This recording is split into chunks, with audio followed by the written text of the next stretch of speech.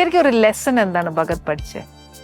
ഇപ്പൊ ഒത്തിരി പേര് ഭഗത് നമ്മുടെ ഇതേപോലെ ഭഗത് വന്ന പോലെ ഫിലിമിൽ വരുന്നുണ്ട്, ഐസിലെത്തുന്നുണ്ട്, പക്ഷെ പെട്ടെന്നൊരു ഡൗൺ വരുന്നുണ്ട്.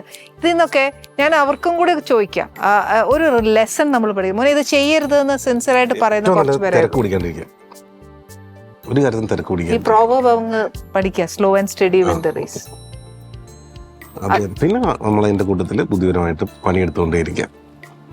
വെപ്രാളം എല്ലാം പോകും. അതാണ് ഭഗത്തിന് പറ്റിയത്. എല്ലാം കാരണം അവിടെ അത് ഇത് മറ്റേ മലയാളം വരുമ്പോ നമ്മളെല്ലാം വാരിക്കേറി പിടിച്ചു അല്ലേ. അപ്പൊ ഇപ്പം ഭഗതിന് വരുന്ന സ്ക്രിപ്റ്റ് എല്ലാം നോക്കി പറ്റുകയാണെങ്കിൽ മാത്രം അക്സെപ്റ്റ് ചെയ്താൽ കുറവാണ്.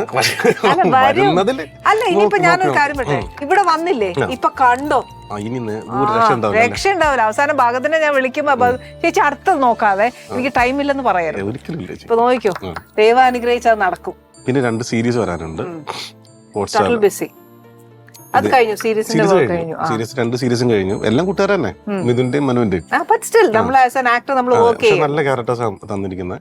പിന്നെ 2 നമ്മുടെ മാത്യൂസിന്റെ ഒരു സിനിമ അത് കഴിഞ്ഞു ഓൾറെഡി. പിന്നെ ഉടുമ്പൻചോല വിഷം എന്നാണ് ആ പടത്തിന്റെ പേര്. പിന്നെ ഉള്ളത് ഭൗമ എന്ന് പറഞ്ഞിട്ടൊരു പടം, അത് ഇപ്പൊ ഷൂട്ട് കഴിഞ്ഞു റീസെന്റ്. നമ്മുടെ പഴയ വിനീതേട്ടനും അവരൊക്കെ ഉണ്ട്. എല്ലാരും ഉണ്ടായിരുന്നു. നല്ല രസം.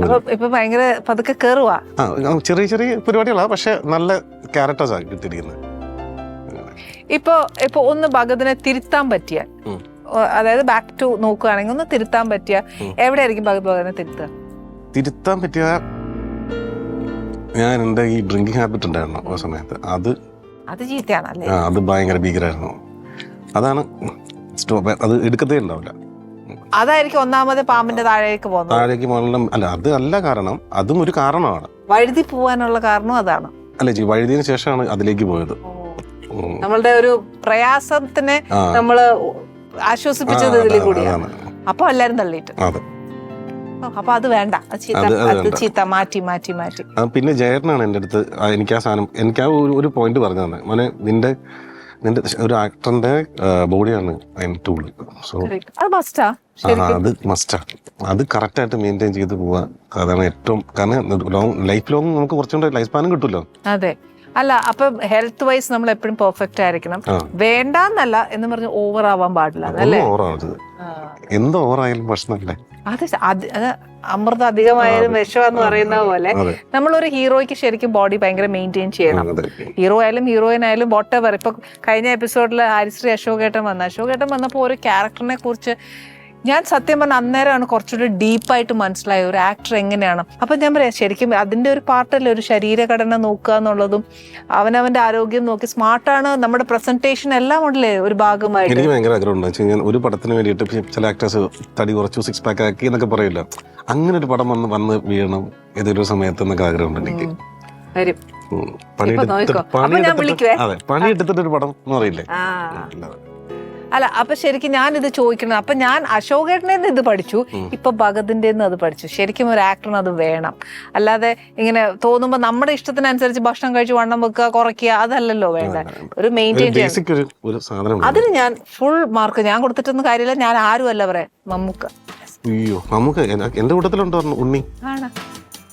ഉണ്ണി മൂന്ന്. അതൊക്കെ നമ്മളുണ്ട്. അദ്ദേഹത്തെ കണ്ടുപിടിക്കേണ്ട കുറെ കാര്യങ്ങൾ.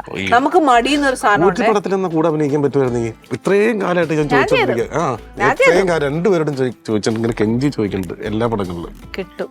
ലാൽ സാറിനൊപ്പം സാറിനൊപ്പം 2 പേരൊപ്പം കിട്ടും. നോക്കിക്കോ, ഭഗതിന് കിട്ടും. കാര്യം ഉറപ്പാ. കാര്യം എന്ന് വെച്ചാൽ ഭഗതിന്റെ കുറെ ആഗ്രഹങ്ങൾ ഇവിടെ പറഞ്ഞില്ലേ, ഈ പറഞ്ഞ പോലെ ഇപ്പൊ നോക്കിക്കോ, ഭഗത് ഈ പറഞ്ഞതൊക്കെ കട്ട നടക്കും. കാര്യം ഞങ്ങളുടെ ആനീസ് കിച്ചനും ആനീസ് കിച്ചന്റെ പ്രേക്ഷകരും മൊത്തം അമ്മമാര്, അച്ഛന്മാര്, ഈ പറഞ്ഞ പോലെ നമ്മളെ ഏറ്റവും കൂടുതൽ സ്നേഹിച്ച് നമ്മുടെ ഫാമിലിയോട് ചേർന്ന് നിൽക്കുന്ന പ്രേക്ഷകർ ഏറ്റവും കൂടുതൽ. അവരൊക്കെ എത്രയായാലും നമ്മൾ മക്കൾക്ക് വേണ്ടി പ്രാർത്ഥിക്കാതിരിക്കില്ല ഒരു നിമിഷം. ആ ഒരു ചെറിയ പ്രാർത്ഥന മതി, അത് തമ്പുരാന്റെ അടുത്ത് ചെന്നോളൂ. തമ്പുരാൻ നോക്കുമ്പോ കുറെ സ്ഥലത്ത് നിന്ന് ഭഗതിന് വേണ്ടി റെക്കമെൻഡേഷൻ. അപ്പൊ ഞാൻ നോക്കിയല്ലേ പറ്റുള്ളൂ. നടക്കും.